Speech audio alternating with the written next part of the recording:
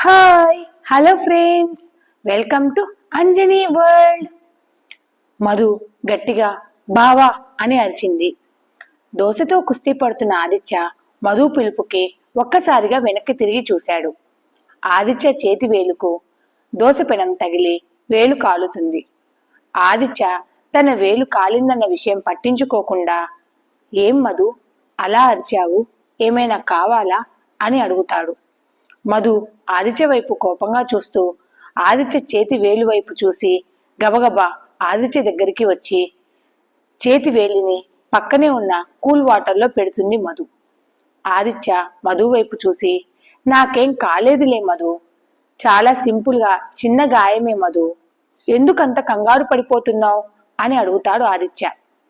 మధు ఆదిత్య వైపు అంతే కోపంగా చూస్తూ, ఆల్రెడీ ఒక చేతికి దెబ్బ తగిలింది, ఇంకో చేతికి కూడా దెబ్బలు తగిలించుకుందామని అనుకుంటున్నావా బావా అని అంటుంది మధు. అయినా బావా, నువ్వు నాకు పని తగ్గించడానికి చేస్తున్నట్లు లేదు ఇదంతా, నా పనిని నువ్వు ఇంకా పెంచుతున్నట్లు ఉంది. కిచెన్ మొత్తం చూడు, ఎంత గందరగోళం చేశావో, ఎక్కడి గిన్నెలు అక్కడే పడిపోయి ఉన్నాయి, షింకు నిండా సామాన్లు. ఏంటసలు నేను కిచెన్ని ఎంత నీట్గా పెట్టుకుంటానో, నువ్వు ఈ కిచెన్ రూపురేఖల్ని మార్చేశావు అని కోపంగా అంటుంది మధు. ఆదిత్య మధు వైపు క్యూట్గా చూస్తూ, మధు, దోశ పోయడం చాలా ఈజీ అనుకున్నాను, చాలా కష్టం మధు, చూడు ఒక్క దోశ కూడా రావట్లేదు నాకు అని పెనం వైపు చూపిస్తూ అంటాడు ఆదిత్య. మధు ఆదిత్య వైపు చూసి నవ్వుతూ, బావా, ఎవరు చేయాల్సిన పని వాళ్ళు చేయాలి, ఈ పనులన్నీ చేయటానికి నీకు నేనున్నాను కదా, నువ్వెందుకు కిచెన్లోకి వచ్చి ఇలా చేతుల్ని కాల్చుకోవడం, చెప్పు. చూడు బావా, నాకేం కాలేదు, నేను హెల్తీగానే ఉన్నాను, నువ్వు వెళ్ళి నీ బట్టలు మార్చుకోపో, నాకు ఇప్పుడు బాగానే ఉంది, నేను ఇప్పుడే టిఫిన్ చేసి నీకు నాకు తీసుకొని వస్తాను అని చెప్పింది మధు. పోనీ ఈ ఒక్కరోజుకి బయట నుండి ఫుడ్ ఆర్డర్ పెట్టనా మధు అని అంటాడు ఆదిత్య. నేను లేనప్పుడు అప్పుడు పెట్టుకో బయట నుండి ఫుడ్ ఆర్డర్ అని కోపంగా అంటుంది మధు. ఈ ఒక్కరోజుకి రెస్ట్ తీసుకో బంగారం, ప్లీజ్ అని అంటాడు ఆదిత్య. కిచెన్ మొత్తం నేను క్లీన్ చేస్తాను, నువ్వు వెళ్ళి రెస్ట్ తీసుకో అని అంటాడు ఆదిత్య. లేదు బావా అని మధు అనేలోపు ఆదిత్య మధు నడుం చుట్టూ చేయి వేసి తనని దగ్గరికి లాక్కుని, నీ మాట నేను విన్నప్పుడు నా మాట కూడా నువ్వు వినాలి కదా. మధు, ఏంటి నా మాట వినవా అని తన కళ్ళల్లోకి కళ్ళు పెట్టి చూస్తూ అడుగుతాడు ఆదిత్య. ఆ సమయంలో ఆదిత్య మధుని అలా దగ్గరికి లాక్కున్నప్పుడు ఆదిత్య బాడీకి మధు బాడీ పూర్తిగా అతుక్కపోతుంది. వారి మధ్య గాలి కూడా దూరనంత దగ్గరికి మధుని లాక్కున్నాడు ఆదిత్య.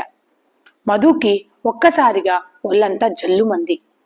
ఆదిత్య తన నోటితో మధు మొహంపై గాలిని ఊదుతూ, ఆదిత్య అలా గాలిని ఊదేసరికి మధు తన రెండు చేతులతో ఆదిత్య టీషర్ట్ని గట్టిగా పట్టుకుంటుంది.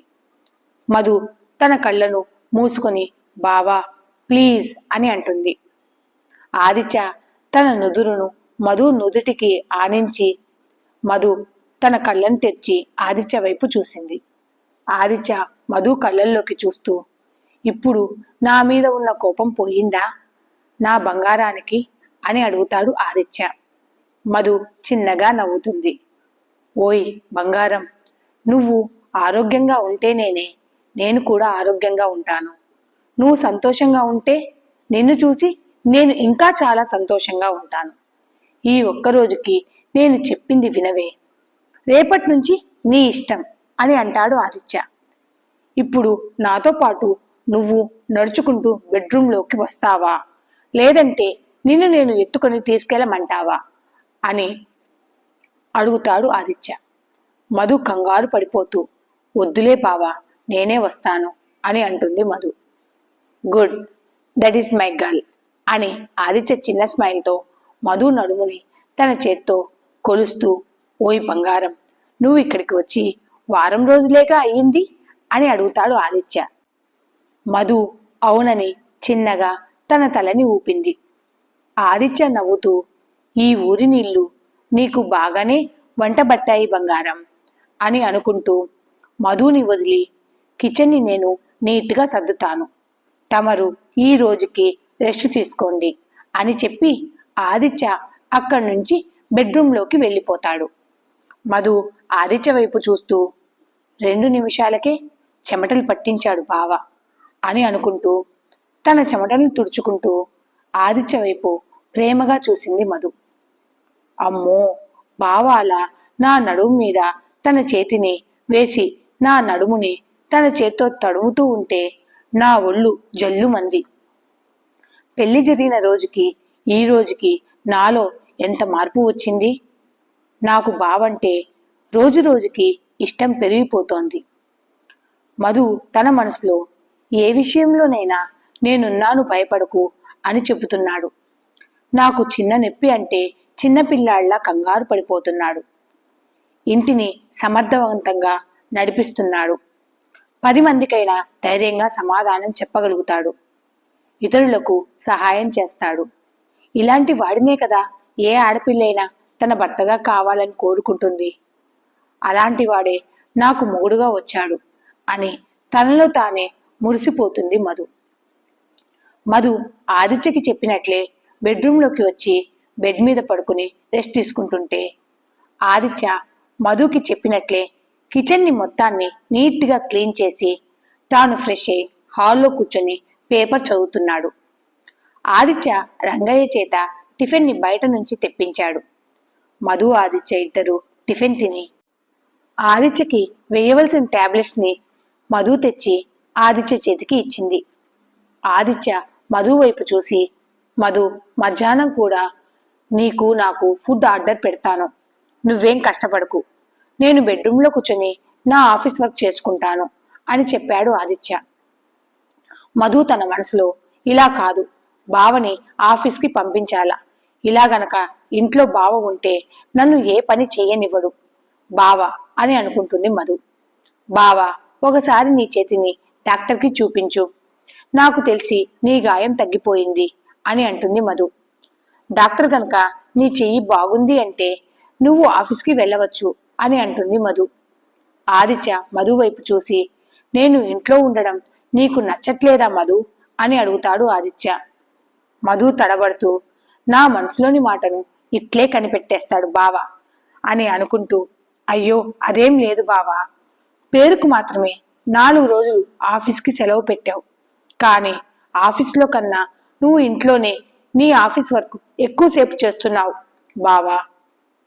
అదే ఆఫీస్లో అయితే మార్నింగ్ 9 to ఈవినింగ్ 6 వరకే నువ్వు వర్క్ చేస్తావు. మీ ఆఫీస్ వాళ్ళు నీకు సెలవులు ఊరికే ఇవ్వరు కదా బావా. ఇప్పటికే 4 రోజులు సెలవు పెట్టావు, ఇంకా సెలవులంటే మీ ఆఫీస్ వాళ్ళు నిన్ను ఏమన్నా అంటారేమో అని అమాయకంగా అంటుంది మధు. ఆదిత్య చిన్నగా నవ్వుకుంటూ, ఆఫీస్లో పని అయితే చాలానే ఉంది మధు, ఇప్పుడు నా చెయ్యి బాగానే ఉంది, డాక్టర్కి చూపించాల్సిన అవసరం లేదు, నేను రేపటి నుంచి ఆఫీస్కి వెళ్తాను అని అంటాడు ఆదిత్య. ఈ రోజు నీతో పాటు నేను ఇంట్లోనే ఉంటాను మధు అని అంటాడు ఆదిత్య. అర్రే, ఇప్పుడే నిన్ను ఆఫీస్కి వెళ్ళమంటూ నేను తొందర పెడుతున్నానా ఏంటి బావా, డాక్టర్కి ఒకసారి నీ చేతిని చూపించు బావా అని అంటున్నాను. డాక్టర్ నీ గాయాన్ని చూసి పూర్తిగా తగ్గింది, ఇప్పుడు పర్వాలేదు అంటే ఈ రోజు నుంచి తమరు ఆఫీస్కి వెళ్ళండి అని చెప్తున్నాను అని తన 2 చేతుల్ని కట్టుకుని చెప్పింది మధు. ఇలా ఆదిత్య మధు మాటల్లోనే ఉండగానే కాలింగ్ బెల్ మోగుతుంది. మధు వెళ్ళి తలుపులు తీయగానే ఎదురుగా విజయ్ నిలబడి ఉన్నాడు. ఆదిత్యని హాస్పిటల్కి తీసుకుని వెళ్ళడానికి విజయ్ ఆదిత్య వాళ్ళ ఇంటికి వచ్చాడు. ఆదిత్య ఆశ్చర్యంతో విజయ్ వైపు చూసి, ఏంట్రా ఇంత పొద్దున్నే ఇంటికి వచ్చావు అని అడుగుతాడు. ఈ రోజు మండే కదా బావా, డాక్టర్ నిన్ను రమ్మంది ఈ రోజే కదా, ఒకసారి నీ చేతిని డాక్టర్కి చూపిద్దాము అని వచ్చాను బావా అని చెప్పాడు విజయ్. మధు చిన్నగా నవ్వుతూ విజయ్ని పలకరించింది. విజయ్ని హాల్లో కూర్చోమని చెప్పి మధు కిచెన్లోకి వెళ్ళింది. ఆదిత్య విజయ్ వైపు గుర్రున చూస్తున్నాడు. విజయ్ అమాయకంగా నీ చేతి నొప్పి ఎలా ఉంది బావా అని అడుగుతాడు. మధు విజయ్కి కాఫీ ఇస్తూ డాక్టర్ని ఏమేమి అడగాలి, ఆ చేతికి ఫిజియోథెరపీ ఎప్పటి నుంచి స్టార్ట్ చేయాలి, అన్ని విషయాలు అడిగి తెలుసుకుని నాకు చెప్పండి విజయ్ గారు అని అంటుంది మధు. మధు ఆదిత్య మీద చూపించే కేరింగ్ ని చూసి విజయ్కి చాలా ఆనందం కలిగింది. ఇప్పటిదాకా ఆదిత్యని ఇలా కేర్గా చూసుకున్న వాళ్ళు ఎవ్వరూ లేరు అని మనసులో అనుకుంటాడు విజయ్. ఆదిత్య మధు వైపు చూసి ఒక పని చేద్దాం మధు, డాక్టర్ని ఇంటికి పిలిపిద్దాం, డైరెక్ట్గా నువ్వే ఆ డాక్టర్ని ఏమేమి ప్రశ్నలు అడగాలో అన్నీ నువ్వే అడుగు అని నవ్వుతూ అంటాడు ఆదిత్య. అమ్మో, డాక్టర్ని ఇంటికి పిలిపిస్తే ఎక్కువ డబ్బులు ఖర్చవుతాయి బావా, వద్దులే బావా. చూడండి విజయ్ గారు, మీరు మా బావని జాగ్రత్తగా తీసుకుని వెళ్ళి జాగ్రత్తగా ఇంటికి చేర్చాలి అని చెప్పింది మధు. మధు మాటలకి విజయ్ తనలో తానే నవ్వుకుంటూ సరే అని తనను ఊపుతాడు. విజయ్ ఆఫీస్ నుంచి భాషకి చెప్పి ఆదిత్య కార్ని తీసుకొని రమ్మని చెప్పాడు. విజయ్ క్యాబ్ బుక్ చేస్తున్నాడు అనుకుంటుంది మధు. భాష కార్ తీసుకురావడంతో ఆదిత్య విజయ్లు కార్లో ఎక్కి బయలుదేరుతారు. మొదటిసారి విజయ్ ఆదిత్య వైపు చూసి బావా, మా చెల్లెలు మాత్రం సూపర్ బావా, నాకు కూడా మా చెల్లెలు లాంటి భార్య రావాలని ఇప్పుడు నాకు అనిపిస్తోంది బావా. ఇప్పటిదాకా మనము తిన్నామా లేదా, అసలు మనం ఎలా ఉన్నాము అని ఎవ్వరూ మనల్ని అడిగేవారు లేరు. కానీ మొదటిసారి మధు నీ గురించి అలా అడుగుతుంటే నాకు చాలా ఆనందం కలిగింది బావా. అంకుల్ మధుని నీకు ఇచ్చి పెళ్లి చేసి మంచి పని చేశాడు బావా, నువ్వు చాలా లక్కీ బావా అని అంటాడు విజయ్. ఆదిత్య చిన్నగా నవ్వుకుంటాడు. ఇద్దరు డాక్టర్ దగ్గరికి వెళ్తారు. ఆదిత్య తన చేతిని డాక్టర్కి చూపించగా డాక్టర్ ఆశ్చర్యపోతూ నేను అనుకున్న దానికన్నా చాలా ఫాస్ట్గా రికవరీ అయ్యావు అని చెప్పి ఇప్పుడు ఇక ఎటువంటి టాబ్లెట్స్ అవసరం లేదు, మీరు పర్ఫెక్ట్లీ ఆల్ రైట్ అని చెప్పాడు డాక్టర్. విజయ్ డాక్టర్ వైపు చూసి ఫిజియోథెరపీ ఏమన్నా అనగానే డాక్టర్ గట్టిగా నవ్వుతూ విజయ్ వైపు చూసి ఇంత చిన్న దెబ్బకి ఫిజియోథెరపీ ఎవరూ చేయించుకోరు విజయ్, నువ్వు కంగారు పడకు. ఆదిత్య బాడీ ఏ దెబ్బకైనా తట్టుకునే కెపాసిటీ కలిగిన బాడీ, ఇది జస్ట్ చాలా చిన్న దెబ్బ. ఇంకా చెప్పాలి అంటే అక్కడ కొంచెం నరం కట్టయింది, అందుకే నేను కుట్లు వేయాల్సి వచ్చింది, అంతే తప్ప మరే ప్రాబ్లం లేదు ఆదిత్యకి. నువ్వు చాలా కేర్గా ఆదిత్యం చూసుకున్నావు అని అంటాడు రాంప్రసాద్. రాంప్రసాద్ ఆదిత్య వైపు విజయ్ వైపు చూస్తూ మీలాంటి ఫ్రెండ్స్ అందరికీ ఉండాలి, ముఖ్యంగా నాకు దొరకాలని అనుకుంటున్నాను అని అంటాడు డాక్టర్. మేము లేమా డాక్టర్ గారు మీకు అని అంటాడు విజయ్. నిజమే విజయ్, ఆదిత్య నువ్వు నా లైఫ్లోకి వచ్చినప్పటి నుంచి నా లైఫ్ పూర్తిగా మారిపోయింది, లేదంటే ఈ పాటికి నేను చనిపోయి 3 సంవత్సరాలు అయి ఉండేది అని చాలా ఎమోషనల్గా మాట్లాడతాడు రాంప్రసాద్. ఆదిత్య రాంప్రసాద్తో పాత విషయాలు ఇప్పుడు ఎందుకు రాంప్రసాద్ గారు, మీరు మంచివారు, మంచి వాళ్ళకి ఎప్పుడూ మంచే జరుగుతుంది అని అన్ని విషయాలు మర్చిపోయి కావ్య గారికి మీ లవ్ విషయం చెప్పండి. రాంప్రసాద్ తన తలని పట్టుకుని నా కష్టాలు ఏం చెప్పమంటారు ఆదిత్య గారు, నేనెన్నిసార్లు నా ఫీలింగ్స్ ని ఎక్స్ప్రెస్ చేసినా ఆ కావ్యబురకి ఎక్కదే అని అంటాడు రాంప్రసాద్. విజయ్ నవ్వుతూ రాంప్రసాద్ వైపు చూసి డాక్టర్ గారు, మీరు డైరెక్ట్గా కావ్య గారికి ప్రపోజ్ చేయండి, అప్పుడు కావ్య గారి మనసులో మాటను మీకు చెబుతుంది, అంతేగాని మీరు ఎన్నిసార్లు చూసినా కావ్య గారు మీ చూపులోని అర్థాన్ని తెలుసుకోలేరు, అలాంటి వాళ్ళకి మీరు డైరెక్ట్గా ప్రపోజ్ చేయడమే మంచిది అని విజయ్ రాంప్రసాద్కి సలహా ఇచ్చాడు. ఆదిత్య సరే డాక్టర్ గారు, మేము ఇక బయలుదేరుతాము అని అంటాడు.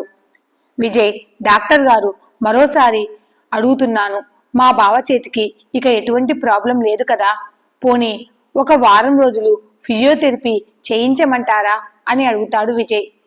ఇంత చిన్నదానికి ఫిజియోథెరపీ ఎవరు చేయించరు విజయ్ అని రాంప్రసాద్ గట్టిగా నవ్వేసరికి ఆదిత్య విజయ్లు ఒకరి మొహాలు ఒకరు చూసుకొని రాంప్రసాద్ వైపు చూసి సరే అని తల ఊపి బయటకు వచ్చేస్తారు.